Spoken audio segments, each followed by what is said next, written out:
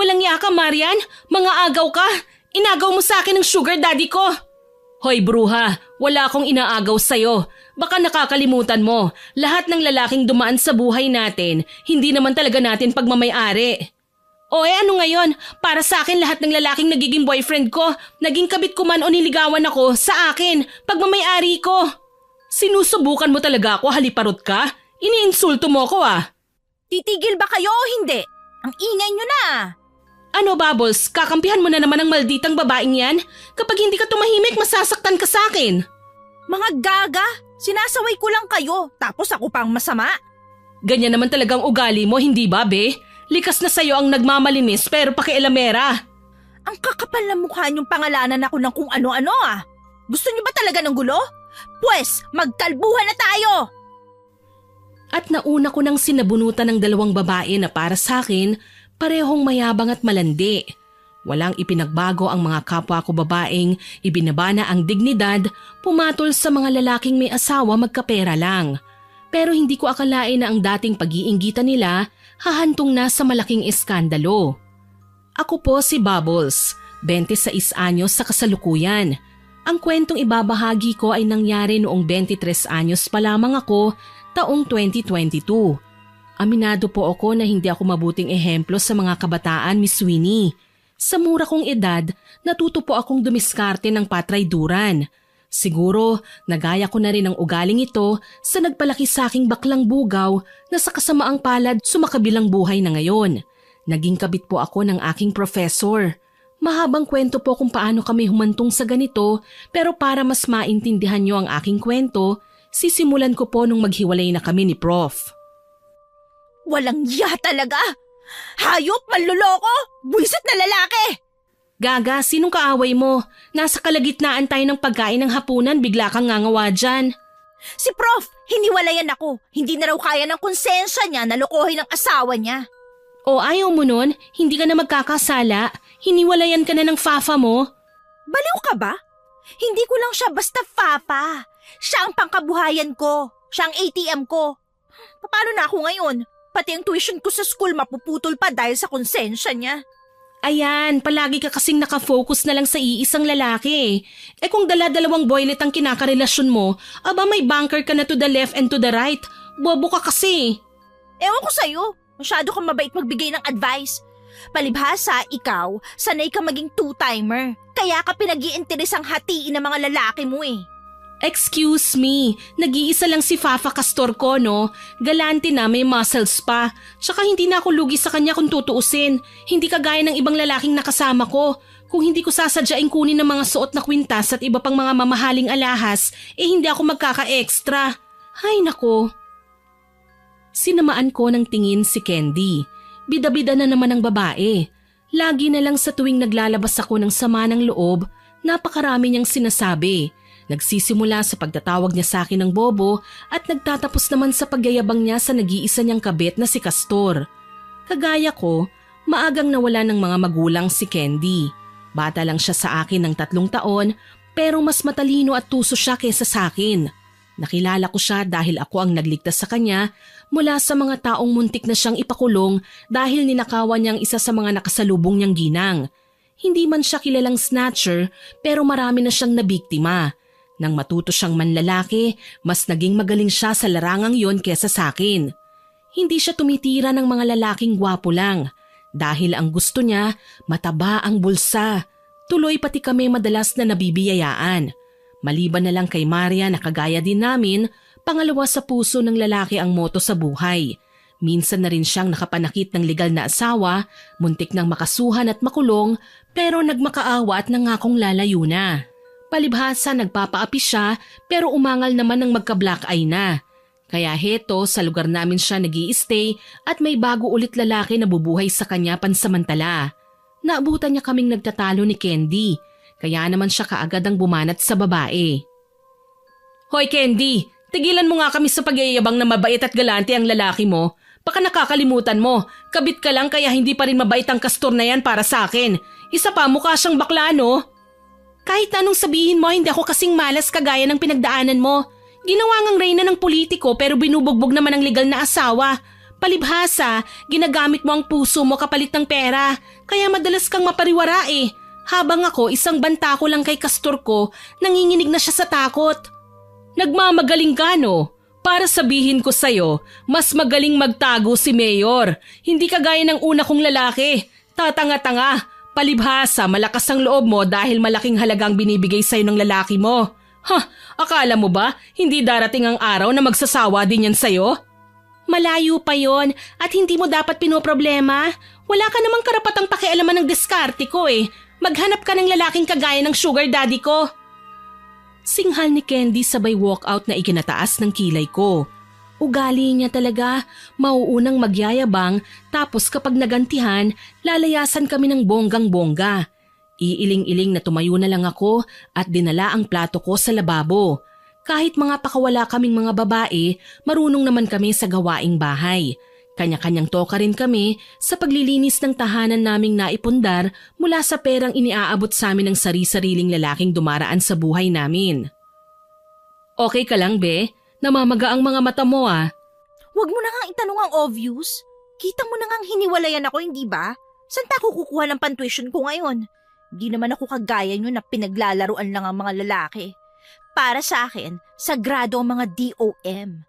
Sila ang nag-aabot sa akin ng pera para makapagtapos ako sa pag-aaral at maging isang legit na nurse balang araw. Ang dami mong kaartehan? Problema ba yun? E di maghanap ka na lang ng ibang lalaki.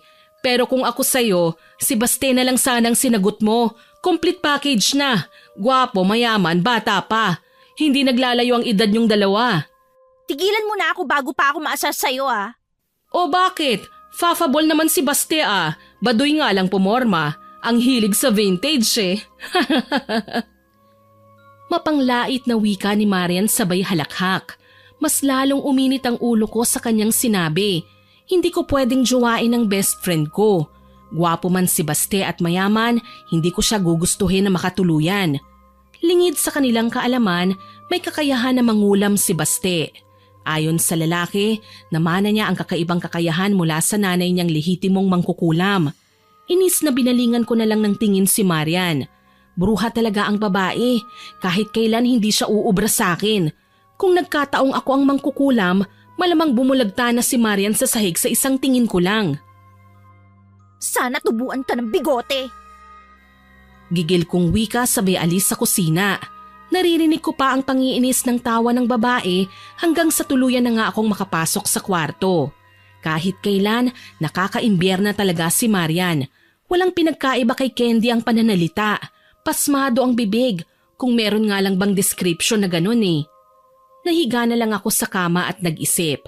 Hindi ako pwedeng huminto sa pag-aaral, Miss Winnie. Para sa akin din naman ito eh. Wala akong balak na magpakalunod sa kasalanan kaya nagsusumikap ako. Hanggang sa maisipan kong makiusap na lang muna kay Baste. Mangutang ng pera. Pansamantala lang naman eh, habang hindi pa ako nakakahanap ng bagong prospect na jojowain. Siyempre, ganda at lambing ang puhunan ko para kumagat sa palay ang manok. Kinaumagahan, maaga akong bumangon at nagbihis. Pumunta ako sa bahay ng kaibigan kong si Baste, ilang bloke lang ang layo ng tahanan mula sa tinutuluyan namin. Nagmamadali akong nilapitan ng kulay cream na gate, sabay pindot sa doorbell. Si Baste kagad ang bumungad pagkabukas ng tarangkahan. May kaputian, matangkad at kulot ang buhok ni Baste. May malalalim na dimples sa magkabilang pisngi. Nakangisi ang lalaki nang makita ko. Hi Bubbles! Namiss mo na naman ba ako? Ang aga mong dumalaw ngayon ah. Dalaw talaga? Hindi ba pwedeng pinuntahan kita kasi may kailangan ako sa'yo? Sabi ko nga eh. Sana man lang, hinaluan mo ng konting lambing para hindi naman ako bumagsak na parang wala ng pag-asa. Halika, tuloy. Asyumero ka, Baste. Ilang beses ko bang sasabihin sa'yo na wala nga akong gusto sa'yo? Magkaibigan lang tayo, di ba? Saka sa gwapo mong yan, wala ka ba talagang mahanap ng magandang babae? Hindi pa huli ang lahat. Wag ako, okay? Sinabi mo na nga, hindi ba? Gwapo ako. Saka kaya ko rin naman na mag-macho dancer kapag naboboard ka. Nakakatakam akong tignan lalo na kapag naka-necktie lang ang suot ko. Ano pa ba ang inaayaw mo sa akin? Aba, limited edition lang ako. Baliw! Nakakadiri ka talaga. Oo nga pala, pautang naman, Baste. Kahit mga 10,000 lang. Babayaran kita ng hulugan. Kailangan ko lang talaga ng pambayad ng tuition ko eh. Sige na, maawa ka naman. Para sa tuition, magmamakaawa ka sa akin. Pwede naman kita bigyan na lang eh. Ako na lang kasi ang maging sugar daddy mo.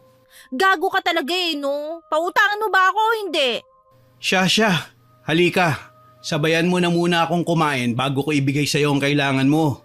Arte-arte mo. Inaalay ko na nga ang sarili ko para sa'yo eh. Pakipot ka pa. Wala na akong nagawa kundi ang sumama sa kanya sa kusina. Abala ang mga kasambahay niya sa paghahain ng mesa. Maaga akong umalis ng bahay kanina, hindi na ako nakapag-almusal. Kaya hindi ko masisisi ang sarili ko kung makaramdam ako ng pagkatakam nang makita ang nakahain sa mesa. May pork hamonado, hotdogs, tocino at bacon tapos may sunny side up eggs. May mamahaling ding cheese at loaf bread. Napalunok ako at hindi na hinintay ang imbitasyon ni Baste na maupo. Hindi mo naman sinabi na lalantak pala tayo ng sangkatutak na kolesterol ngayon, Baste. Sana araw-araw ako makikialmusal sa inyo, no? Ang dami mong sinabi. Kung sinagot mo na lang sana ako, di araw-araw kang kakain ng ganito. Dami mong echos. Hihirit ka pa ng paglalandi eh. Kala mo makakalusot ka. Ha? Kumain na nga tayo? Tawa lang ang iginanti ni Baste sa sinabi ko. Sanay na ako sa lantarang pagsasabi niya sa akin na gusto niya ako. Hindi ko na lang siya in-entertain. Ang totoo kasi niyan, Miss Winnie, nahihiya ako eh. Gusto ko nang patulan minsan ng panliligaw ni Baste, kaso lang nakakaramdam ako ng insecurities laban sa ibang babae na napapalapit sa kanya. Sino ba naman ako? Hindi na ako puro kagaya ng ibang babae. Hindi na ako inosente at lalong mababa lang ako kumpara sa mga mayayamang babaeng nakakasalamuha ni Baste. Nakakapanghinayang lang na kayang sabayan ni Baste ang mga hirit ko. Komportable rin ako sa piling niya. Pero ayoko ng komplikadong relasyon eh, kung saan pareho namin gusto ang isa't isa pero kalaunan may mga magiging hadlang pa pala sa aming pagmamahalan. Okay na sa akin ang maging panandali ang kabit kasi alam ko hindi yun seryoso, makikipaglaro lang ako. Pagkatapos kumain, tahimik akong nakaupo sa sofa ni Baste sa sala. Bukas ang TV at may programa tungkol sa nalalapit na selebrasyon ng Pasko. Heto na ang request mo, Bubbles. 15,000 yan ha. Oh, bakit sobra? Hindi ko na kayang bayaran to. Bigay ko lang yan sa'yo, Bubbles. Tong 15,000? Seryoso? Yung 5,000 lang. Utang mo ang 10,000. Huwag ka naman masyadong Gago. Kala ko ibibigay mo na sa akin tong lahat eh. Ninisihan lang ako ni Baste. Lokong lalaki talaga kahit kailan. Kaya nga natutuwa ako sa kanya eh. Marunong siyang magpatawa, marunong ding mang-asar. At mas gusto ko na inaasar niya ako kaysa sa pinagpipilitan niya ang panliligaw sa akin. Hindi ako nababagay sa kanya at ayokong mahila ko siya sa kamalasan na dinaranas ko sa ngayon. Dumaan muna ako sa eskwelahan para bayaran ang tuition ko bago namili ng stock sa grocery. Punuan din ng tricycle pero swerte pa akong nakasakay kaya pasado 11:00 nasa bahay na ako. Naabutan ko pa sina Marian at Candy na nagtatalo. Ang sugar daddy kong si Castor mayaman. Kita mo tong suot kong relo? Branded to. Binili niya from Paris. Ang ganda, hindi ba? Paris? Kilalang namimeke ng mga paninda si Castor ano? Trending nga siya sa social media eh. Scammer daw ang matanda mong syota. Kaya wag ka nang umasang bibigyan kanya ng mamahaling brand. Bakit hindi siya gumaya sa bago kong karelasyon ngayon? Mayor ang bago kong jowa. Mataba ang asawa kaya sureball na mas mag-iinit ang gabi niya kapag ako ang kasama. Higit sa lahat, mahilig siya sa ginto. Bakit ba napaka-inggitera mo? Hindi mo naman sinabi na minero palang lalaki mo. Minero ka dyan. Excuse me, nangongolekta lang naman siya ng mga gold items, oy. Kaya alam kong mayaman at may ibubugang honey ko. Sus, nagtaka ka pa? Kilalang kurakot ang mayor na nilalandi mo eh. Hindi mo ba alam, may issue siya ngayon sa bigayan ng relief goods? Imbis na tigti 25 kilos ang bigas para sa mga mamamayan, 10 kilos lang ang natatanggap ng taong bayan kada isa. Aba, ang laki din ng naging parte niya ron ha? Hoy, wala akong pakialam sa bigayan ng ayuda. Hindi ako ang sekretarya niya, kaya wag mo sa akin isusumbat ang mga bagay na yan. Gaga ka? Gusto mo ba kalbuhin na lang kita? Hindi na ako nakatiis. Nilapitan ko ang dalawa na noon ay umaakto ng magsasabunutan. Kailangan ko silang awatin, Miss Winnie. Noong huli ko kasi silang hinayaan na mag-away, napakarami nilang binasag na plato at baso. Inis na inis ako noon sa kanilang dalawa. Hindi pa naman gawa sa plastik ang mga baso ko, tapos babasagin lang ng dalawang eskandalosa kong mga kasama. Teka, ano na naman kaguluhan to? Bakit ba palagi na lang kayo nagbabangayan, ha? Hindi ba pwedeng maging magkaibigan na lang kayong dalawa? Magkakasama tayo sa iisang bahay, tapos pareho kayong maingay. Huwag akong pagsabihan mo, si Marian. Siya ang pasimuno ng gulo eh. Sabi pa niya, magpayabangan daw kami ng magagandang karakteristics ng mga jowa namin. Tapos siya pang asartalo. Huwag nga akong sisihin mo. Ikaw naman ang naunang suminghal sa ating dalawa eh. Nagalit ka nang malaman mong mayor ang bago kong boylet. Para yan lang, magsasabunutan na kayo. Ay, tigil-tigilan niyo ako sa mga kalokohan niyo, ha? Naku, wag nga kayong umastang mga mababait. Pareho lang naman kayong kabit eh. Bakit ikaw, hindi ba? Hiniwalayan na ako ng gagong profesor, kaya single ako at hindi kabit. Uy, nagmamalaki. Naman, kaya tigilan niyo na ang pagbabangayan at ililibre ko kayo ng lunch. Nagkadatong ako ngayon dahil kay Baste, kaya ako na munang bahala sa pagkain natin. Pero ngayong araw lang to, ha? Bukas, kanya-kanya na tayo. Jowain mo na lang kasi si Baste. Para naman may steady ka ng financier. Palagi ka na lang namomroblema sa tuition mo eh. Yoko nga, di ko siya gusto, okay? Natigil lang ang pagdedebate naming tatlo nang makarinig ng maingay na pagtawag sa labas ng bahay.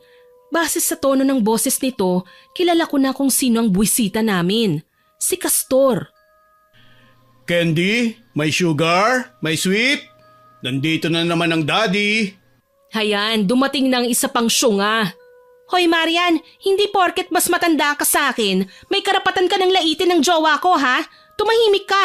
Kapag ako naasar sa'yo, magiging senior citizen ka na kapag sinaktan kita right away. OA mo ha, che? Mabagsik na sambit ni Candy tsaka gigil na inayos ang sarili. Sinadya pang ipitin ang kanyang boobs para kunwari, may cleavage kahit napatag naman talaga ang dibdib. Si Marian naman, sinipat na ang kuko sabay hinila ako paakyat ng kwarto. Dali-dali pa niyang sinara ang pinto at dumungaw sa bintana. Uy be, ako na lang ilibre mo. Galante naman ang sugar daddy ni Candy, hindi ba? So malamang mabubusog ngayon ng bruhang babae. Nakikita ko mula rito sa bintana, maraming binababa ng mga kahon ng driver ng scammer na negosyante. So, inamin mo din na galante nga si Castor. Ay naku, alam mo, may iba akong plano. Nagbago na din ang isip ko na ilibre ka eh. Ang mabuti pa, puntahan na lang natin silang dalawa at tayo na maghakot ng mga regalo ni Castor dito sa kwarto. Ano? Ginawa mo pa akong utusan? Ayoko nga. Ang bobo mo talaga kahit kailan. Iaakyat natin dito ang mga pagkain dahil tayo ang sisintensya, hindi sila. Magiging busy sila mamaya kaya malamang hindi na sila makakakain. Ang galing mo, be. Hindi ko naisip yun ah. O ano, go na ba? Tara, let's! At pinagkaabalahan nga naming pinakailaman ang pagkaing dala ni Castor. May box na ang laman ay donuts, chocolates at isang malaking plastic na may tatak ng sikat pero mamahaling restaurant. Nagtatawanan pa kami nang itakbo namin ang pagkain sa loob ng kwarto. Nakita kasi namin si Candy na halos lumuwa ang mga mata sa panlilisik para lang balaan kami na huwag kakainin ng mga pagkain para naman talaga sa kanya. Sana lang ganun kasimple ang buhay.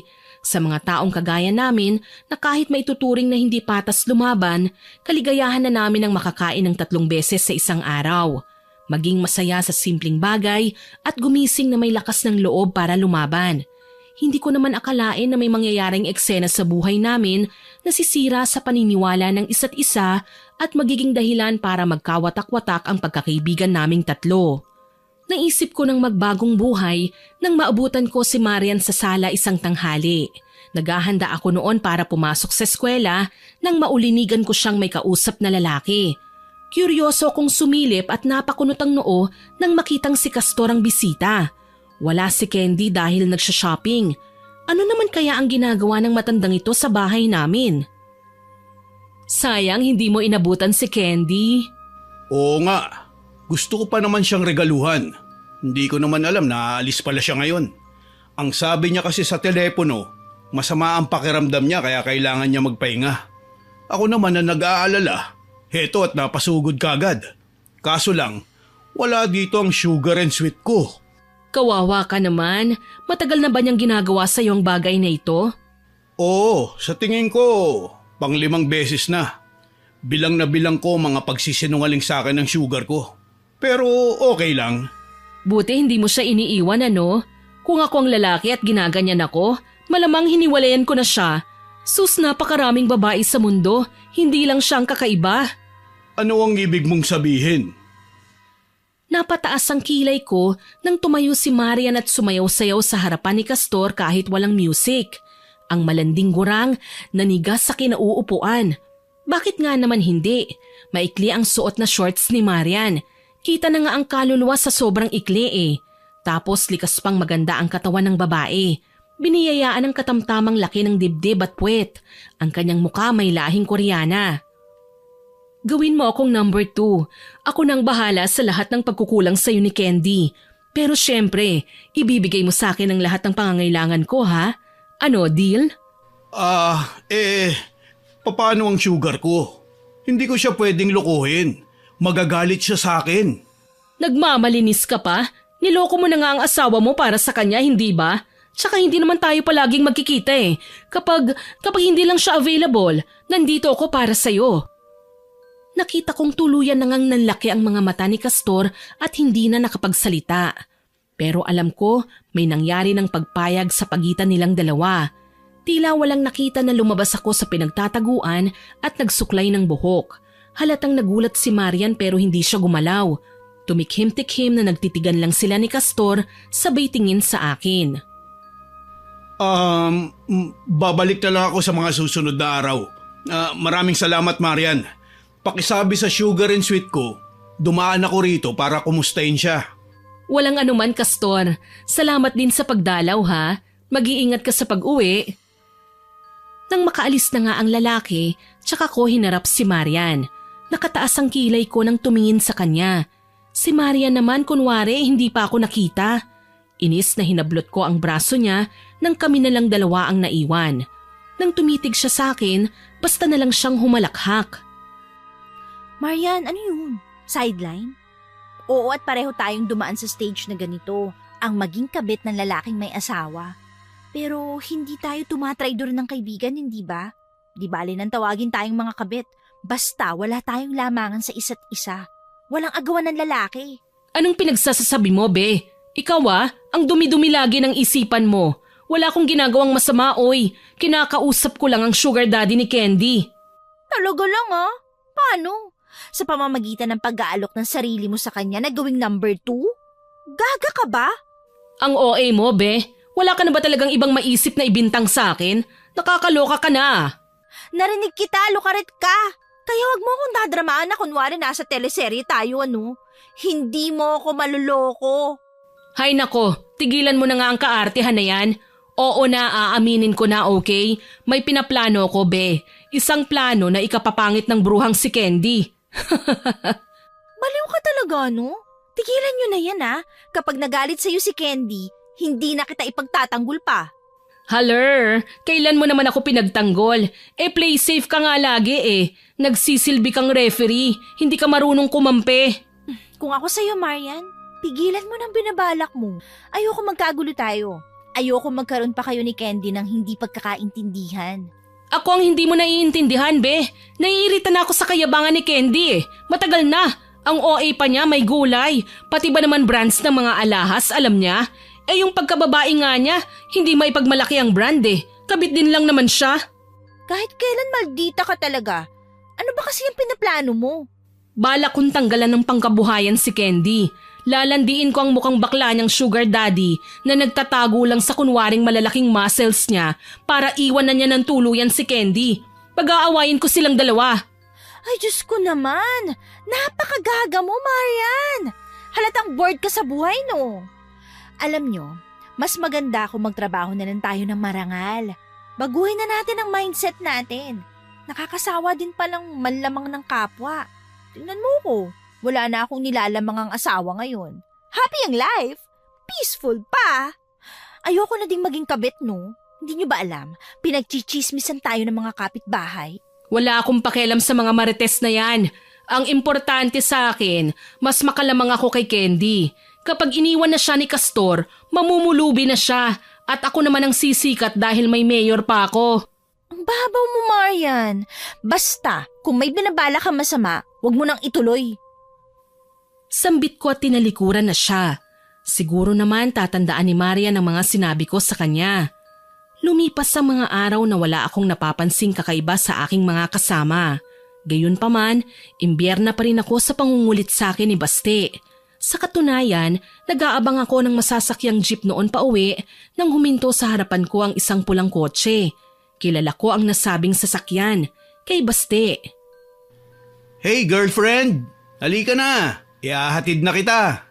Baste, ano ginagawa mo dito? Sinusundo ka. Ano pa nga ba? Halika na. Lilibre kita ng dinner. Anong meron? Mukha kang bagong kasal Huwag mo na lang kasing pansinin ang outfit ko. Hindi ka ba masaya para dito? Nagpagwapo ako ngayon para sa'yo. Napangisi ako at iiling-iling na sumakay ng kotse. Nagmaneho naman kagad si Baste kaya ilang sandali pa binabagtas na namin ang kahabaan ng highway.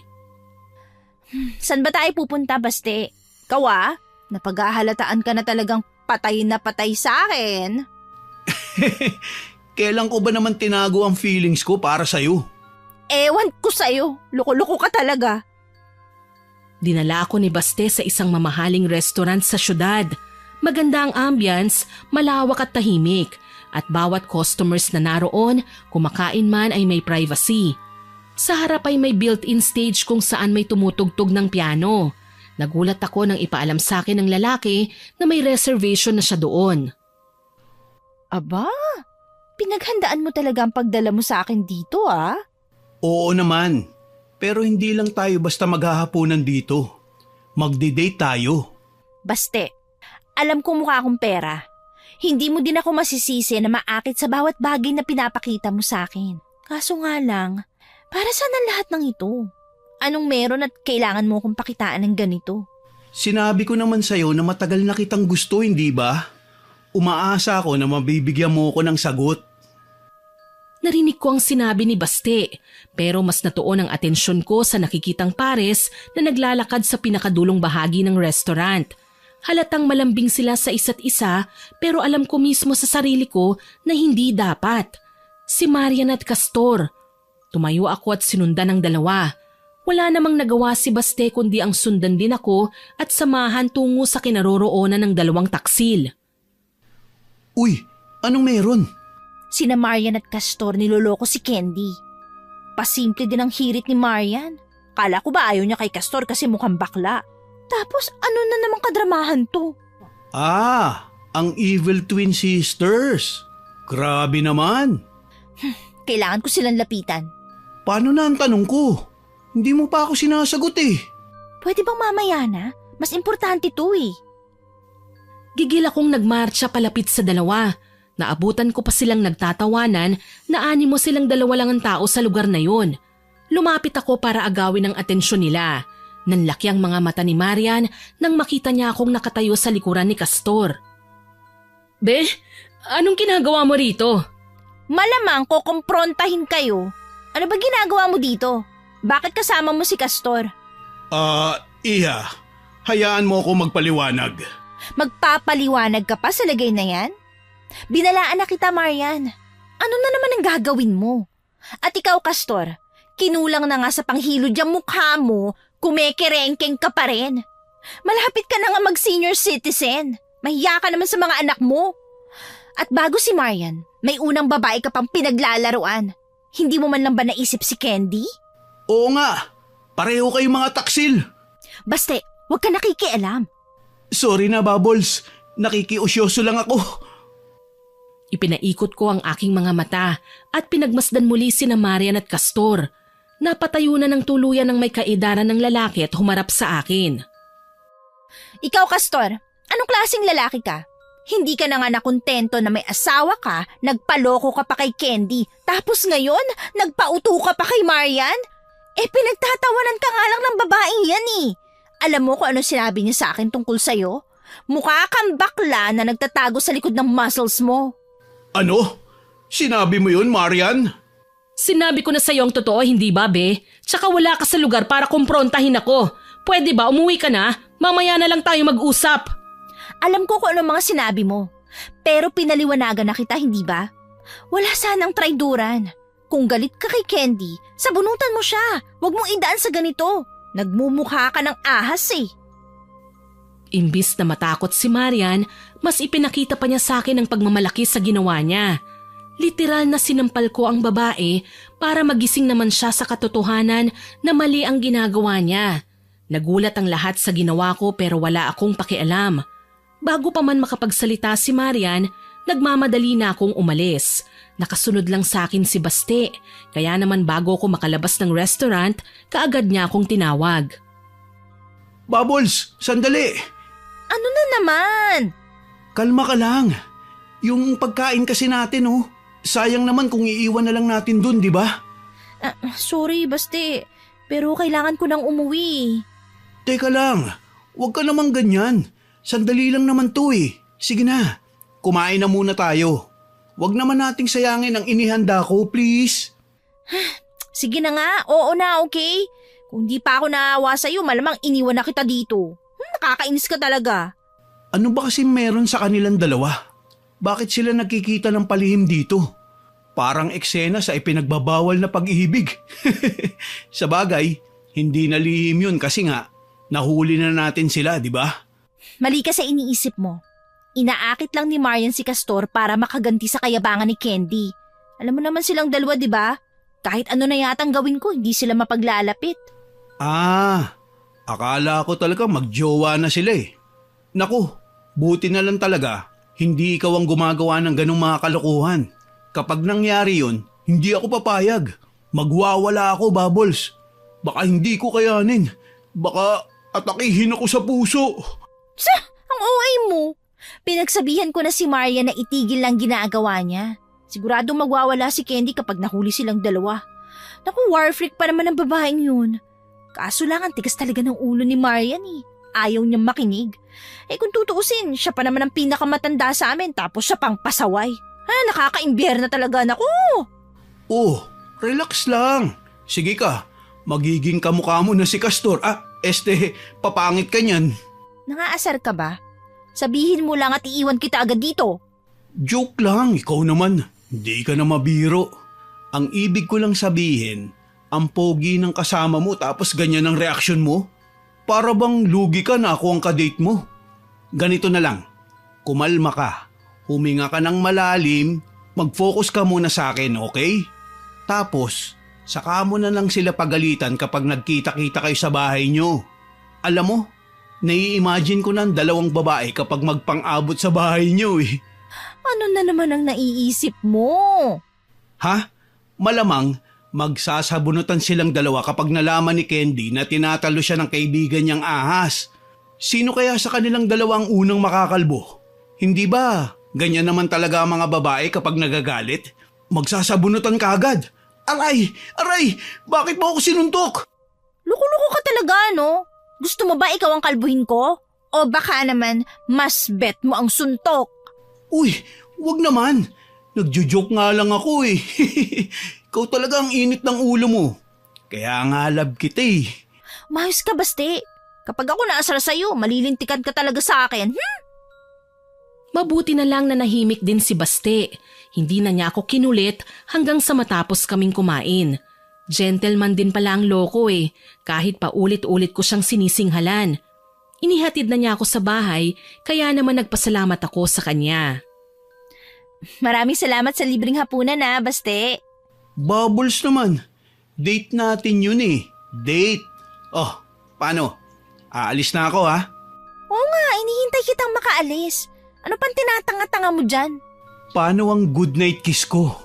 Kahit dito lang sa pisngi. Gusto mo sipain kita? Ikaw talaga, di ka na mabiro. Palagi na lang mainit ang ulo mo. Daig mo pa ang Amazone. Ganito ka ba talaga magpakita ng pagmamahal sa akin? May pagkabrutal? Uwi ka na at may asikasuhin pa ako. Sambit ko sa kanya. Ngumisi ulit si Baste. Tila hindi man lang naaapektuhan sa pagsusuplad ako sa kanya at sumaludo sabay sakay sa kanyang sasakyan.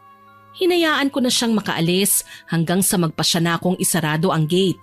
Tahimik sa loob ng bahay nang pumasok ako. Hindi ko alam kung dumating na ba si Marian at nagkita na ba sila ni Candy. Kabado akong pumasok sa loob ng kwarto. Doon ko nakita ang dalawang babae. Magkahawak ang kanilang mga kamay sa kanilang mga buhok. Bale si Marian, hawak ang buhok ni Candy at vice versa. Galit na galit si Candy habang nakatitig kay Marian. Walang yaka, Marian. Ang kapal ng mukha mo. Nagawa mo pang agawin sa akin ng sugar daddy ko. Anong klaseng kaibigan ka, ha? Traidor ka. Hindi kita mapapatawad sa ginawa mo. Manloloko, malandi, mga agaw. Wala akong inaagaw sa'yo, Gaga. Ikaw nga ang may kasalanan sa akin, hindi ba? Ang yabang mo kasi. Ano ka ngayon? Siguradong ayaw na sa'yo ng sugar daddy mo. Sinabi ko sa kanya na dati kang snatcher, na marami ka ng ninakawang tao at minsan ka nang nawanted sa pulis. Kahit lumuha ka pa ng dugo, wala ka nang maipagmamayabang. Sira ng reputasyon mo. Hayop ka? Matagal akong nagpasensya sa'yo kasi matanda ka na. Tapos aagawin mo yung lahat ng magagandang bagay na nakatakda akong tanggapin? Nabisi lang ako saglit. Gumawa ka na kagad ng hakbang para mapalapit ka kay Castor? Manloloko ka? Hindi kita niloko, nakalimutan mo na ba? Ikaw pa nga ang may kasalanan sa akin eh. Alam kong tinututay mo si Castor at ang mayor ko. Totoo ba ang sinabi ni Marian, Candy? Oo, totoo. Kaso lang, bago ko sana ibuking ang kalandian ng babaeng yan, ibubuking ko rin sana sa kanya ang pang-iiwan sa kanya ng sugar daddy niya. Kaso lang mabilis niyang naamoy, daig pa ang tigre. Eh gaga ka pala eh! Utang na loob, tumahimik kayo. Bakit ba ang ingay nyo, ha? Ano, matagal na pala nangyayari ang agawan sa bahay na to? Nahinto sa pagtatalo sina Marian at Candy. Parehong masama ang tingin at gusto ng lamunin ng bawat isa. Pero pumagitna na ako at inawat silang dalawa. Nang dahil sa mga lalaking yan, nag-aaway kayo. Nauubusan na ba talaga kayo ng lalaki, ha? Nag-iisa lang ba si Castor sa mundo? Si Mayor? Bakit kailangan nyo magpayabangan? Hala, bago ko kayo hayaang magsabunutan na dalawa, ikwento nyo na muna sa simula kung bakit kayo nagkakaganyan. Napaupo sa kama si Candy. Iniayos ang buhok niya at halatang ipinagmamayabang na naman ang mamahaling bracelet na suot niya. Kung kaninong lalaki na naman niya yun na dekwat, hindi ko alam. Style na ni Candy yun kapag may kasama siyang lalaki. Kunwari, yayakap, maglalambing, pero hindi lang naman pang-akit ang alam niyang gawin eh. Kapag may nagustuhan siyang suot na mamahaling alahas ng mga lalaking nilalandi niya, asahan na ng lahat na mapapasa kanya yun, by hook or by crook. Una kong nakilala si Castor 1 taon nang nakararaan. Nagkakilala kami sa isang party na dinaluhan ko kasama ng ex ko. Niligtas ako ni Castor mula sa asawa ng dati kong jowa na binubugbog ako. Yeah, right. Aminado naman ako na hindi ako ang unang nakilala ni Castor eh. Pero mas attracted siya sa akin kesa sa'yo. Sa ganda ko ba namang ito? Walang lalaking tatanggi sa alindog ko. Ang OA mo, sobra. Kung hindi ka pa puro yabang, puro kaartehan naman. Ano ka mo? May alindog ka? Eh sa tingin ko nga, katawan ng kawayan na nilagyan ng braso at mga binti eh. Wala kang karapatang laitin ako ah. Bakit? Tingin mo sa sarili mo perpekto? Laitera ka? At nagsimula na naman silang magbangayan dahilan para pukpukin ko ng hinubad kong sapatos ang dingding. Hello, nandito ako oh. Nangihingi ako ng explanation sa inyo. Ano ba talaga? Ikukwento nyo ba sa akin ang backstory nyo o hindi?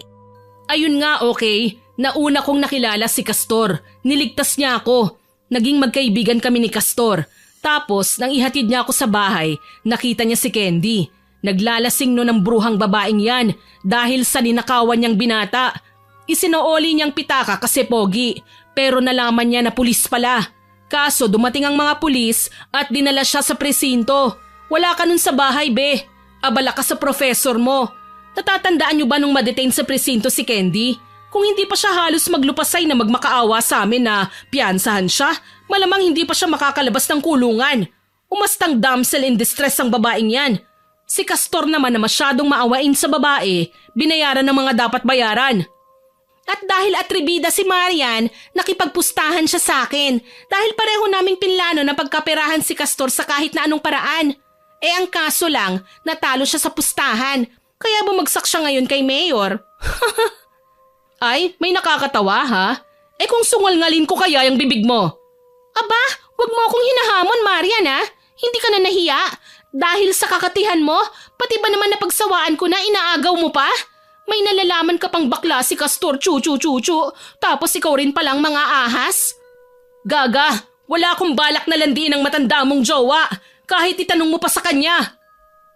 Tinakpan ko na lang ang aking tenga sa labis na inis. Nang mga sandaling yun, gusto kong hawakan ang mga ulo nila at pag-uumpugin, Miss Winnie. Parehong magaling mga tuwiran ang dalawang babae. Ayaw magpalamang sa bawat isa at doon ako naiinis. Kaya naman imbis na pagbatiin silang dalawa, walang sali-salitang iniwan ko na sina Marian at Candy. Kapag nagbigay kasi ko ng payo, siguradong mamasamain na naman nila yon. Kapag isa sa kanila ang kinampihan ko, syempre magagalit naman ang isa. Kaya ang mas mabuting solusyon ay iwanan ko na lang silang dalawa. Natagpuan ko na lang ang sarili ko na kinakatok ang gate ng bahay ni Baste. Base sa nakikita kong liwanag sa sala ng binata, malamang gising pa siya hanggang ngayon. 9:00 na ng gabi yon at pagod na ako. Kailangan kong magpahinga dahil may pasok pa ako bukas ng umaga. Kasambahayang nagbukas ng gate para sa akin. Dahil kilala na ako ng babae, pinapasok na ako kaya dire-diretso akong pumunta sa sala. Naabutan ko si Baste na nanonood ng palabas sa TV. Baste! Bubbles, ikaw ba yan? Ay hindi, multo ako, multo. Gago, malamang ako to.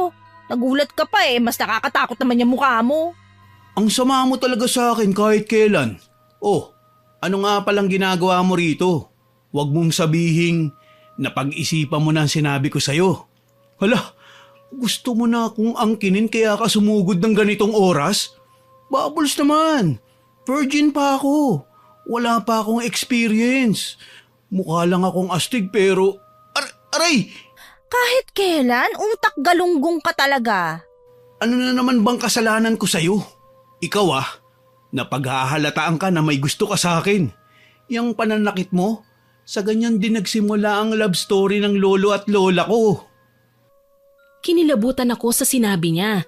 Ang mga mata ni Baste, kumikislap na animo pusang nakikipagligawan. Magseryoso ka nga, Baste. Nakakainis ka ni. Kailangan ko ng kausap. Tungkol ba sa dalawang best friends mo na nag-aaway sa lalaki? Ay nako, bakit mo ba kasi sila pinoproblema?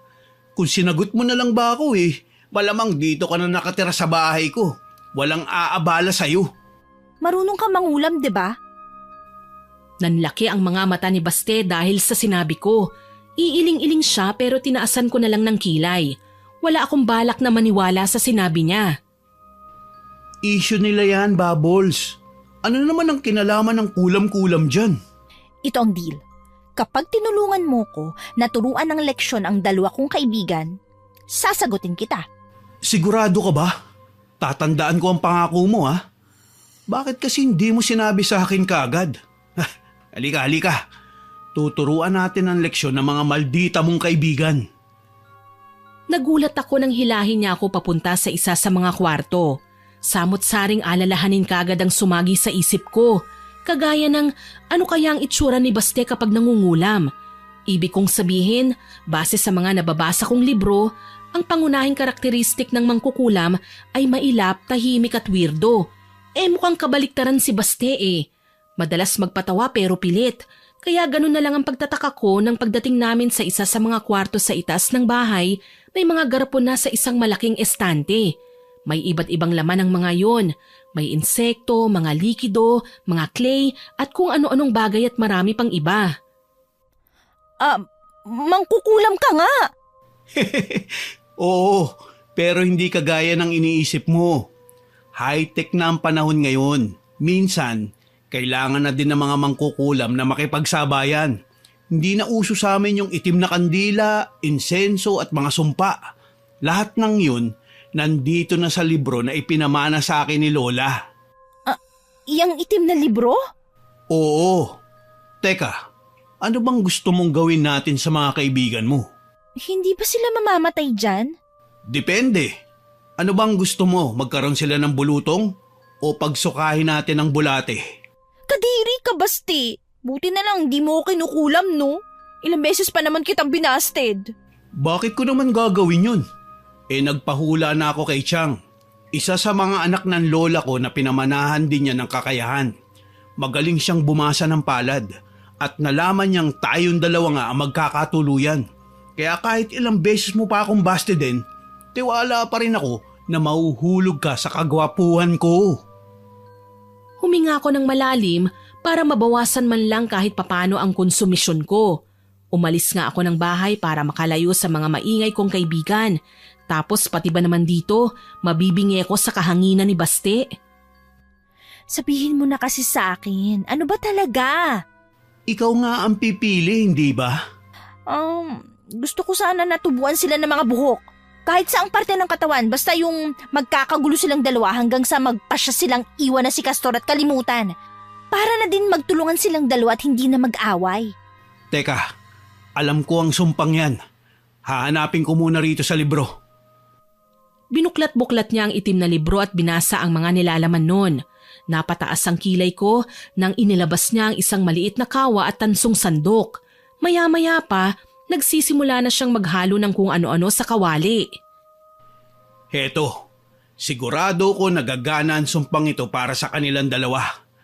3 hibla ng buhok ng tikbalang, kuko ng aswang, dila ng palaka, laway ng sigbin, ugat ng kugon at iilang bristles ng toothbrush na ginagamit nila. Seryoso ka ba? Yan ang nakasulat dito eh. Kita mo naman oh. Kaso lang, ang maihahalo ko ay itong 5 ingredients maliban sa toothbrush. Kaya mo na sigurong gawin yun. Pero wag mong hahayaan na makita ka nila, okay? Basta, hindi na kamamatay yan ah. Bubbles, hindi ako masamang tao. Kung natuto man ako ng ganitong gawain, dahil sa lola ko. Saka ginagamit namin to for emergency lang. Sinamaan ko pa siya ng tingin kaya kakamot-kamot siya ng ulo nang ngumisi. Ilang sandali pa, nagpasya na siyang paghalu-haluin ng mga sangkap at tinunaw sa kawali. Nagulat ako dahil maski ang buhok ng tikbalang sinasabi niya, natunaw. Huwag ka na magtaka. Kakaiba talaga ang kawali na to.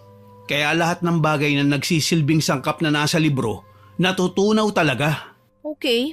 Ano na susunod na gagawin ko? Kailangan mong ihalo ang bristles ng toothbrush nila sa likidong to, okay? Matutunaw din ang mga yun kaya hindi nila mapapansin. Tapos, anong susunod? Ihalo mo ang likido sa inumin nila. Tatandaan mo, walang gamutan ang potion na to.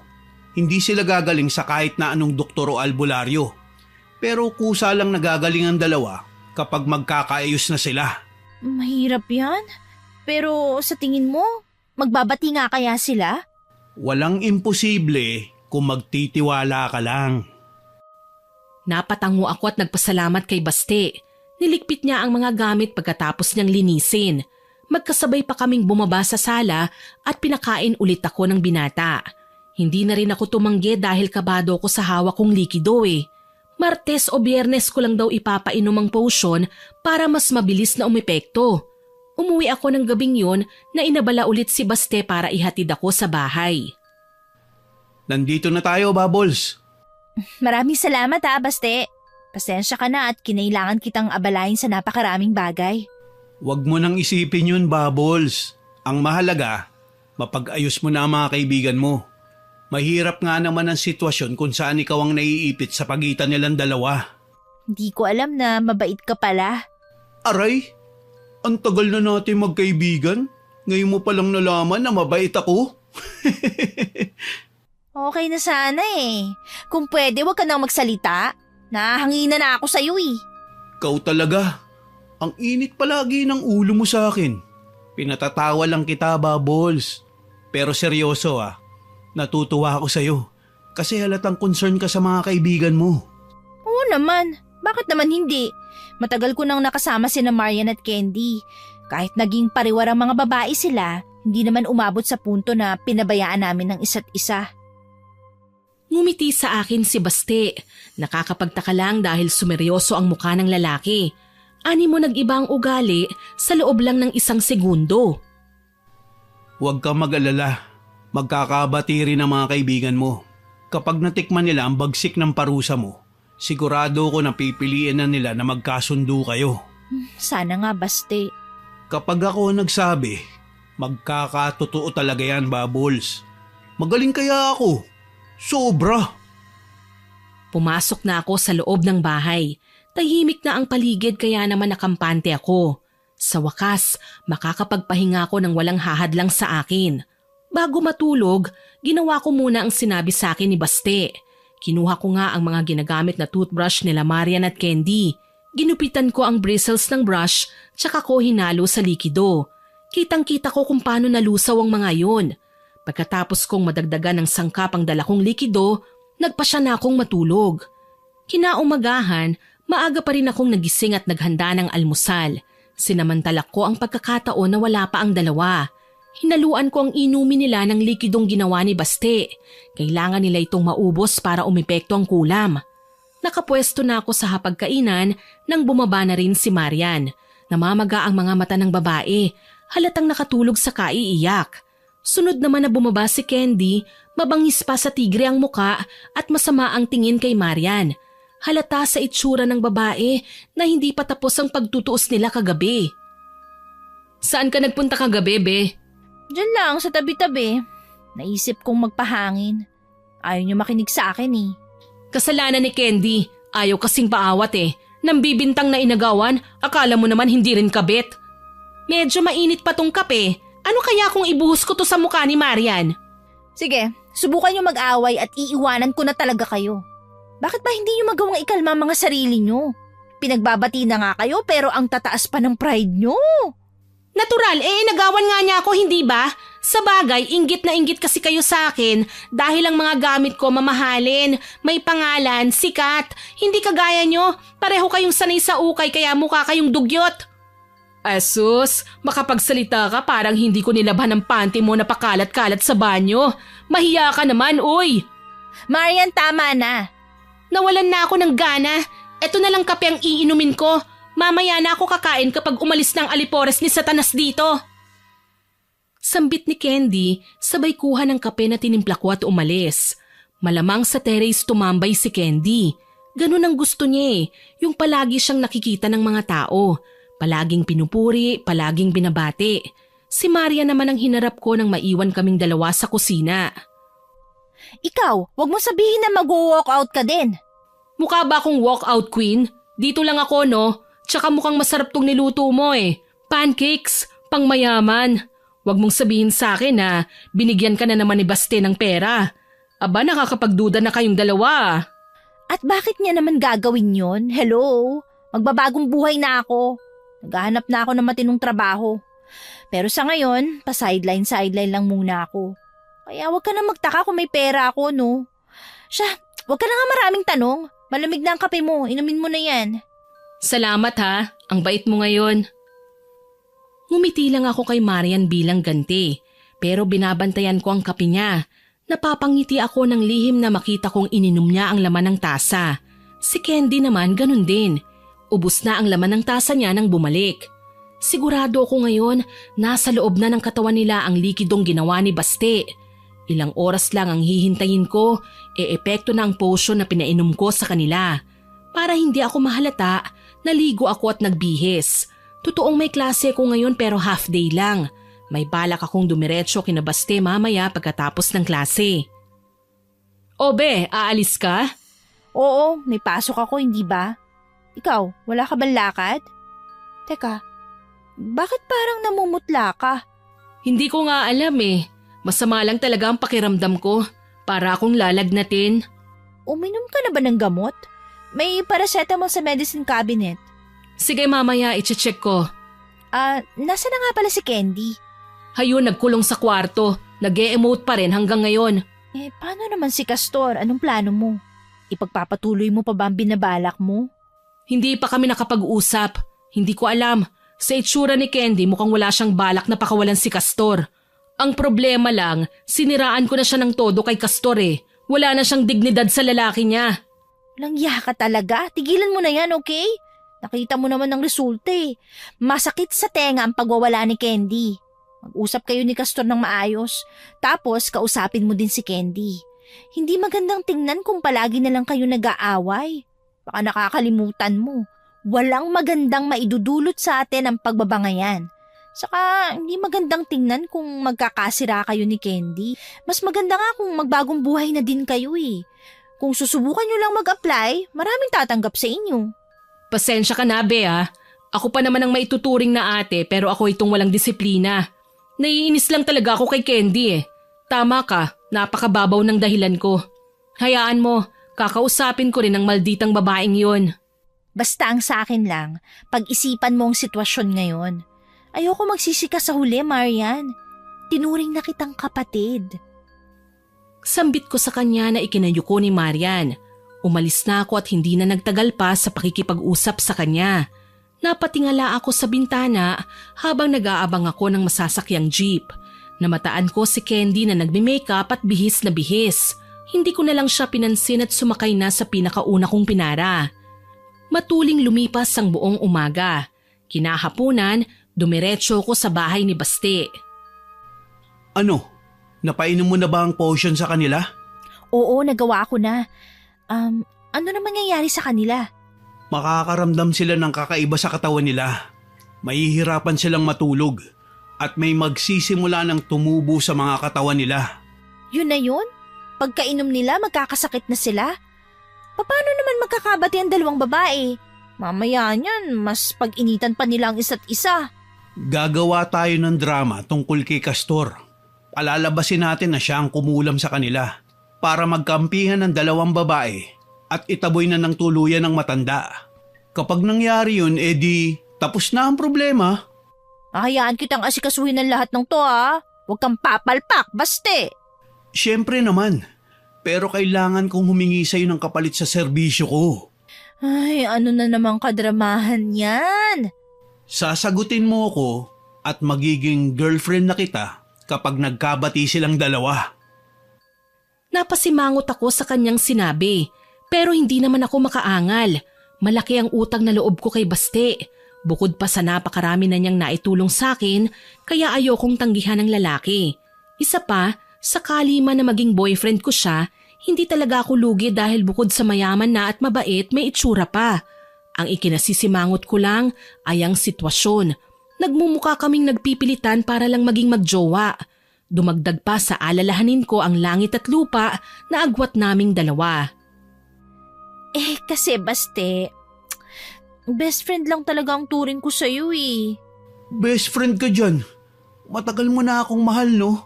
Nahihiya ka lang sabihin sa akin dahil akala mo matapobre ang mga magulang ko. Paano mo nalaman yan? Walang yaka? Ini-stalk mo ko, no? Uy, hindi ah. Ipinahula kita sa tiyahin ko. Kaya nalaman ko ang tinatago mong sikreto. Sabi ko naman sa'yo wala kang masisikreto sa akin. Pakiramdam ko ng mga sandaling yon, mapula pa sa kamatis ang mukha ko. Hiyang-hiya ako sa mga sinabi ni Baste kahit totoo. Gayunpaman, hindi na ako nagulat pa nang malaman niya ang lahat ng yon. Alam ko naman na may mga paraan siya. For example, kagaya na lang ng panghuhula. Siguro hindi lahat ng hula totoo. Pero yung sa kaso ko, tinamaan talaga ako ng katotohanan. Walang yaka talaga, Baste. Wala ka na ibang ginawa kundi busitin ako, no? Teka. Nagagalit ka na naman Huwag kang ganyan. Wala naman akong masamang intensyon sa pagsasabi ko sa iyo ng totoo. Alam ko kung ano mga nararamdaman mo at natutuwa ko na honest ka sa sarili mo. Ano? Bubbles, alam mo naman na gusto talaga kita kahit nung una pa man. Yang insecurities mo, hindi tayo dadalhin sa tagumpay niyan Alam ko kung ano ang iniisip mo. Kilala na kita. Saka hindi mo kailangan mainggit sa mga babaeng birhen, inosente, wala pang karanasan, kung yan ang kinatatakot mo. Tanggap kita, anuman ang pinagdaanan mo, okay? Nang marinig ko ang sinabi ni Baste, pakiramdam ko'y natunaw ang puso ko, Miss Winnie. Lahat ng pag-aalinlangan, takot at pagkainggit ay biglang nawala. Oo nga at si Bubbles lang ako. Pero kung tititigan ako ni Baste ngayon, Parang hindi lang ako ang nagre-representa ng pangalan ko, kundi ako mismo ang babae na sinisigaw ng puso niya. Nawala ang patawang si Baste, sumeryoso na may pagsusumamo sa kanyang mga mata. At alam ko sa mga sandaling yun, may mutual understanding na kami. Hindi ko alam kung anong sasabihin ko sa'yo, Baste. Pero salamat. Nabawasan ng isa sa mga inaalala ko. Sa ngayon, sina Marian at Candy na lang ang kailangan kong pagbatiin. Tungkol dyan, may dapat kang malaman. Ano? Dinala ako ni Baste sa isang mall. Hindi ako nagtanong kung ano ang ginagawa namin doon, pero kuryoso ko sa kung sino ang sadya namin sa lugar na yon. Hanggang sa mamataan ko si Candy at ang mayor na jowa ni Marian. Seryosong nag-uusap ang dalawa sa isang sulok ng department store. Walang kasamang bodyguard si mayor at simple lang ang suot ng lalaki bagamat naka-shades at baseball cap. Gayunpaman, sa ilang beses niyang pabalik-balik sa bahay, kilala ko na pati bulto niya. Magkakilala silang dalawa? Ano naman kaya ang pinag-uusapan nila? Anong ginagawa natin dito? Kailangan mong malaman ang katotohanan. Mas lumapit kami ni Baste sa kinaroroonan ng dalawa. Hindi naman nila kami napansin dahil abala nga sila sa pag-uusap. Dahil doon narinig ko ang mga sinabi ni Candy kay Mayor.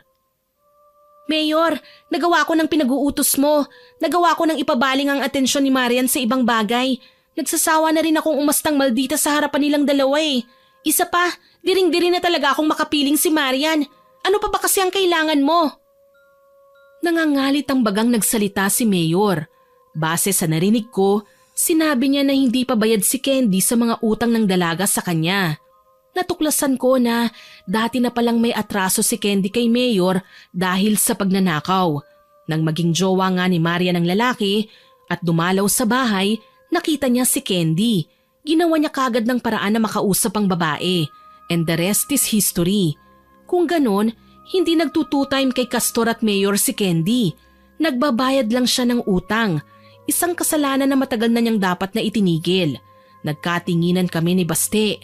Bago pa man kami mapansin ni Candy, umalis na kami sa lugar na yon. Diyos ko, Baste, ano nagawa ko? Ilang sandali na lang mula ngayon, magkaka-epekto na ang pinainom ko sa kanilang likido. Wala kang kasalanan, okay? Tama pa rin ang ginawa mo. Kasi hindi magkasundo sina Marian at Candy. Gagaling lang sila kapag natuto na silang magpakumbaba at umako sa mga pagkakamali nila. Yan ang sekreto ng kulam na pinag-aaralan ko. Hindi naman lahat ng kulam masama eh. Minsan, kailangan lang gawin para matuto ng leksyon ng isang tao. Salamat sa pagpapaintindi, Baste. Hindi ko alam kung anong gagawin ko kung wala ka. Ayun! Lumalambot na din ang pakikitungo niya sa akin. Sana magtuloy-tuloy na yan, Bubbles. Kapag okay ng lahat, pakasal na tayo ha. Loko-loko! Natawa na lang ako sa mga pinagsasasabi ni Baste. Tama naman siya. Ang goal ko ay mapag-ayos sina Marian at Candy. After all, sila lang naman ang pamilyang meron ako eh. At ang mga kagaya namin dapat nagtutulungan. Pag-uwi ko sa bahay, nagulat ako sa nadatnan ko. Parehong nakatalukbong ng kumot sina Marian at Candy na mukhang maagang umuwi kesa sa inaasahan ko. Umiiyak at nagkakanya-kanya sa kani-kanilang mga kama. Una kong nilapitan si Marian at nagulat ako nang makitang tinubuan ng makakapal na kalyo ang kanyang muka at buong katawan. Sa katunayan, umaalikabok ang paligid kapag gumagalaw si Marian. Si Candy naman, tinubuan ng buhok sa muka, leeg at tiyan. Kada segundo, tumutubo yun at humahaba kaya hindi niya mabitiwan ng gunting para gupitin ang mga buhok na basta nalang tumutubo sa kanyang katawan. Be, tulungan mo kami! Nakakadiri ang itsura ko! Ano bang nangyayari sa amin, Bubbles? Tulungan mo kami, please! Diyos ko, ano nangyari sa inyo? Tanging nasabi ko. Sa pagkakataong yun, ako naman ang natakot. Hindi ko magawang aminin sa kanila na ako ang may kagagawa ng lahat kung bakit sila nagkakaganyan. Pati nga raw si Castor na dumalaw sa kanila, nahindik sa takot at nilayasan sila pagkatapos hiwalayan si Candy. Ang rason ng lalaki, hindi na raw niya kayang lokohin ang asawa niya. Hayop na Castor! Pagkatapos kong ibigay sa kanyang lahat, iiwan lang din pala niya ako. Sinabi ko naman sa'yo na gago talaga ang bakla na yun eh. Nabulag ka yata at hindi mo inisip na may kakaiba sa pagkatao niya. Pagbibintangan mo pa akong mga agaw? O ngayon, ano pang masasabi mo sa pagkatao ng hayop na si Castor? Tinatawag pa ako na sugar and sweet ng kumag. Walang yan naman pala siya. Teka, tatawagan ko si Baste. Baka pwede kayong dalhin sa ospital. Wag, Bubbles! Walang pwedeng makakita sa akin sa ganitong itsura.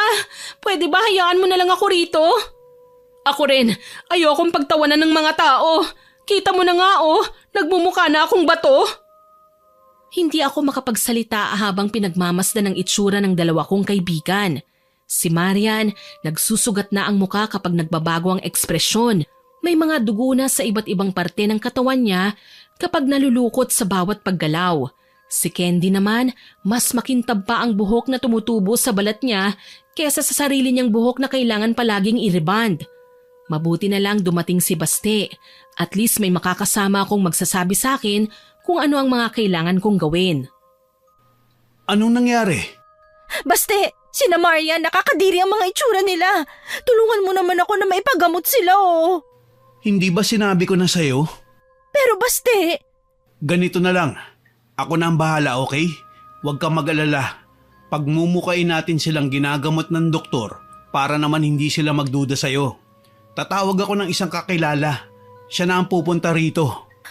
Nakukonsensya ako. Baka kung ano mangyari sa kanila. Kita mo naman ang mga itsura nila. Malala na nga eh. Ano bang ine-expect mo sa result ng kulam? Alam mo bang hindi ko naman kinakabisado ang mga orasyon na pinamana sa akin? Kontento na ako sa librong binigay sa akin ng mga ninuno ko. Naroon na kasi ang perpektong mga halo ng potions na pwede kong ipainom sa mga taong kailangan turuan ng leksyon. Basta, ipagkakatiwala ko sa iyo mga bagay na to. Tumango si Baste at kinuha ang kanyang cellphone. May tinawagan. Nilapitan ko naman si Marian at Candy. Huwag kayong mag-alala. Tinawagan na ni Baste ang kilala niyang doktor. Pupunta na siya maya-maya dito sa bahay. Talaga ba? Salamat, Beha. Ikaw, Candy, may sasabihin ka ba? Yung totoo, nagdududa ako sa'yo, Marian eh. Hindi kaya kagagawan mo to? Baka naman sinadya mo to. Malamang kinulam mo ko. Nababaliw ka na ba? Kung kinulam kita, bakit meron din ako? Hindi rin naman ako makapaniwala sa kapal ng mukha mo, no? Ibang klase ka rin eh. Pwede ba wag na kayo mag-away? Ayoko na nagtatalo kayo. Hindi naman ako papayag na basta na lang akong pagbintangan ng babaeng yan. Ikaw ang nagsimula nito eh. Inakit mo si Castor. Big deal sa'yo ang baklang yon, ha? Hindi nga ako nagalit nang malaman kong nakikipagkita ka kay Mayor eh. Wala kang alam, Marian. Candy, sabihin mo na lang kasi. Sabihin mo na ang totoo kung bakit kailangan mo makipaglapit kay Mayor. May atraso ka sa kanya, di ba? Papanong? Nakita ko kayo sa mall kanina. Seryoso kayo nag-uusap. Hindi nyo na nga ako nakita eh. Hindi nakapagsalita si Candy. Umiyak lang siya hanggang sa mapakalma namin siya ng tuluyan. Hindi na siya naglihim pagkatapos nun. Sinabi niya sa amin ang totoo. Nagkaatraso pala siya kay Mayor dati. Yun ang dahilan kaya siya lumapit sa lalaki. Wala silang kahit na anong ginagawang kababalaghan, kagaya ng mga naiisip ni Marian. Namamagana ang mga mata ni Candy pero naiintindihan namin siya. Si Marian naman ang nagsalita pagkatapos. Inamin niya na nagawa niya ang mga bagay na yon laban kay Candy dahil sa pagiging mayabang ng babae, na ayaw niya ng pinagmamalakihan siya. Kahit papano, gumaan ang pakiramdam nila Marian at Candy. Nagkakaintindihan na sila. Magsasalita pa sana ako, kaso lang narinig ko na ang boses ni Baste na noon ay kausap ang doktor. Nandito na si Doc Bubbles. Iwan na muna natin sila. Magiging okay din ang mga kaibigan mo. Salamat, Baste ah. Malaking bagay itong ginagawa mo para sa amin. May kiss na ako. Ano? Kiss nga. Diba? Girlfriend na kita? Baliw ka ba? Hindi pa gumagaling ang mga kaibigan ko. Doon na rin papunta yun. Tinaasan ko ng kilay si Baste pero hindi ko siya hinalikan. Aba, kahit may kasunduan kami ng lalaki, hindi pa gumagaling ang mga kaibigan ko, kaya wala pa siyang makukuhang kahit na ano mula sa akin.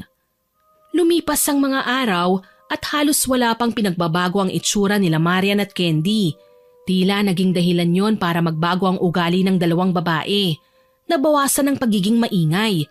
Gayunpaman, mas naging malapit sina Marian at Candy sa isa't isa. Minsan nga nakita ko na silang nagtutulungan. Ginugupit ni Marian ang mga buhok na tumutubo sa katawan ni Candy. Si Candy naman, siya ang nagpapahid ng langis sa katawan ni Marian para medyo lumambot naman ang nagkakakalyo niyang balat. Ang sweet niyong tingnan. May choice ba kami? Hindi na namin maabot ang mga likod namin eh.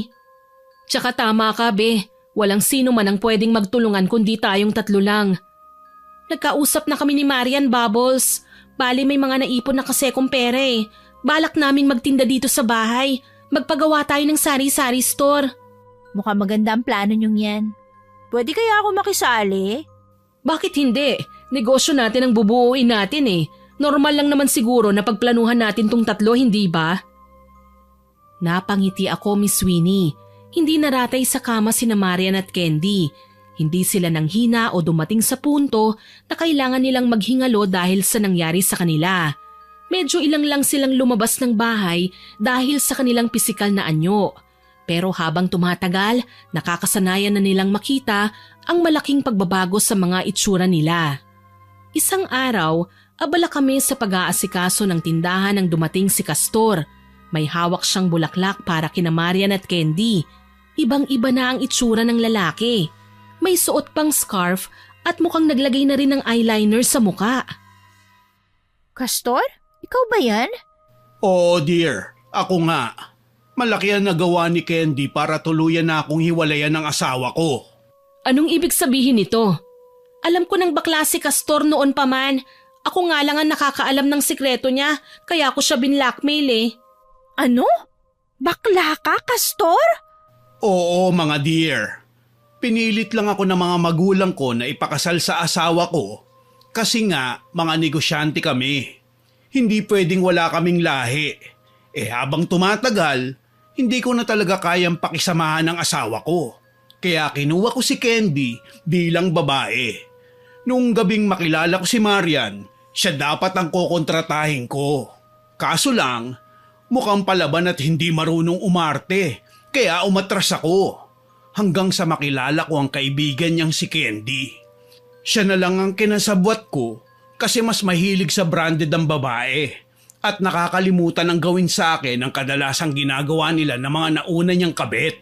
Hindi ko alam na ganito pala ang setup niyo. Nilandi ko talaga si Castor nung una, kaso lang nabuking ko siya nang malaman kong nagsusuot siya ng lace underwear. Sugar and sweet, wag mo na kasing mabanggit pa yan. Nakakahiya eh. Che, ngayon ka pa talaga nahiya, alam na nga nila. Tsaka hiniwalayan ka na ng asawa mo. Akala nga niya, ipinagpalit mo ko sa kanya. Kaso lang lalaki talaga ang gusto ni Castor. Saka wag mo nang problemahin ang atraso mo kay Mayor. Nagawan ko na ng paraan. Binayaran ko siya ng halaga na hindi niya matatanggihan. Nakakatouch ka naman, sugar daddy ko. Kaya mahal kita kahit bading ka eh. Ay nako, mahal din naman kita eh. Ikaw lang ang naging kakampi ko sa madilim kong mundo. Sorry kung nasobrahan yata ako sa paghusga sa inyo. Ang laki ng pagkakamaling nagawa ko. Huwag mo nang intindihin yun, dear. Ang mahalaga, nandito ko para dagdagahan ng puhunan ninyo. Akala ko ba galit ka kay Candy? Sinabi mo pa nga na hindi na kaya ng konsensya mo ang panloloko sa asawa mo. Pasensya na kayo. Nagulat lang talaga ako sa mga itsura ninyo. Saka pinili kong magtapat sa asawa at mga anak ko. Ayun nga lang, tanggap man ako ng mga anak ko, pinandirihan ako ng tuluyan ng asawa ko. Processing na ang annulment ng kasal namin. Tuluyan ko nang naintindihan ang lahat, Miss Winnie. Minsan, akala ko talaga sobrang sama na ng kaibigan ko na kahit kasama ko na siya sa bahay ay madalas ko pa rin siyang husgahan. Pero ang totoo, hanggang tagapamagitan lang ako. Si Candy ang tunay na bida. Niligtas niya si Castor sa malungkot na buhay sa piling ng asawa ng lalaki. Si Maria naman, natuto na ng kanyang leksyon. At ako naman, marami akong natutunan sa nangyari sa amin. Natutunan ko kay Candy ang tapang na kailangan kong magkaroon. Kay Marian ko naman na-realize na kailangan maging vocal ako sa nararamdaman ko sa bawat segundo. Hindi yung tipo ng nagkakasakit, pero yun sanang may magandang bunga na kalalabasan. Kalaunan, napagtanto namin na yun ang gamot sa pinainom kong likido sa kanila. Ang pagtanggap sa aming mga pagkakamali. Unti-unting nanumbalik ang makinis na balat ni Marian at Candy. Nawala na ang makakapal na kalyo, pati na ang mga buhok. Tuwang-tuwang nagyakapan ng dalawang dalaga. Candy, magaling na ako. Tignan mo. Naku, masaya ako para sa'yo, Marian. Salamat at wala ng kalyo, pati na rin ang siko mo. Oh my God, Candy. Pati ang balat mo kumikinis na rin. Ibig sabihin, makakapagpaganda na tayo. Maganda to, Marian. Wala nang sumpa. May sumpa o wala, love na kita, Candy. Maraming salamat sa pagpaparealize sa akin ng napakaraming mga bagay. Naiiyak din akong nakipagyakapan sa kanilang dalawa. Walang pagsidla ng tuwa sa aming mga puso. Pareho kaming gumaan ng pakiramdam. Higit sa lahat, kailangan ko ring i-apply sa sarili ko ang mga natutunan ko. Ang magpakatotoo sa sarili. Nakipagkita nga ako kay Baste ng mga sumunod na araw. Malungkot ang lalaki, kaya nakangiti ko siyang nilapitan. Oh, Baste, ano nangyari sa'yo? Bakit parang ang sama ng mukha mo? Nalulungkot lang ako. Bakit naman?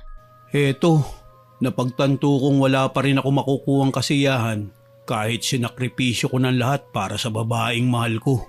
Ang arte mo ngayon, hindi bagay sa'yo. Sigurado ko, babaste din mo na ako. At bakit ko naman gagawin yon? Sorry kung natagalan na, pero ngayon ko lang sasabihin sa'yo to. Mahal din naman kita eh.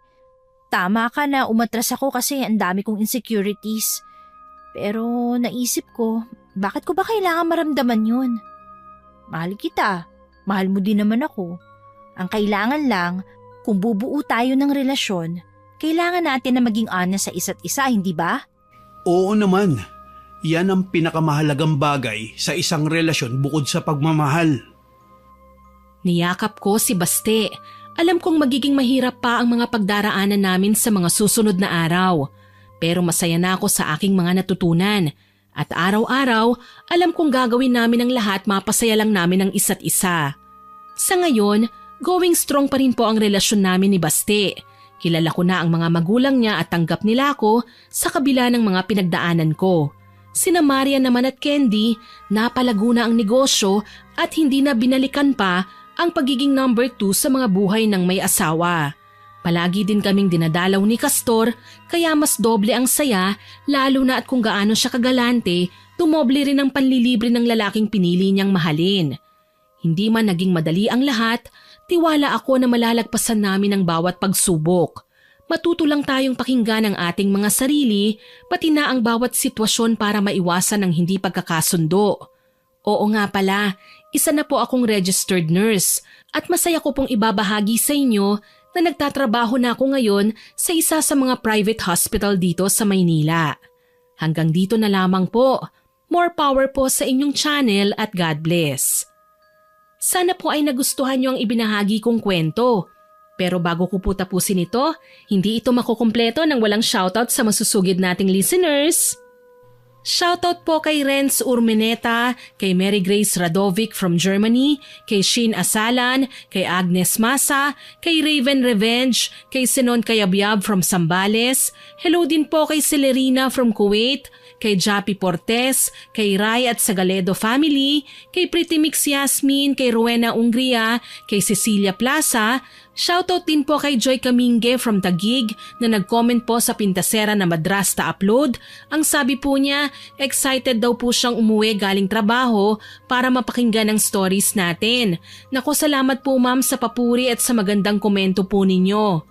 Hello din po kay Jenilyn Benedicto at sa mga kasamahan niya sa House of Briley na sina Ana, Jessa at Bob, pati na rin ang boss niyang si Briley. Happy listening po sa inyo dyan. Shoutout din po kay MC Aldiano, kay Precious KM Catalogo, pati na rin po kina Reggie, Allen Matthew, kay Ariel at Arlea. Hello din po kay Denpovs TV at sa Pobadora family, kay Dulce Imay, kay Jolina Sumayang, pati na rin po sa Unisteel Hardware, kay Arcele Horolan, kay Cheryl De La Serna, kay Gia Gigi. Shoutout din po kay Colin747, kay Loida Padayogdog, kay Ma'am Celia Tolentino, kay Shirley Perdes, kay Jessie3754 from Cagayan Valley, kay Jonard Mercado at kay Angelica Dalit.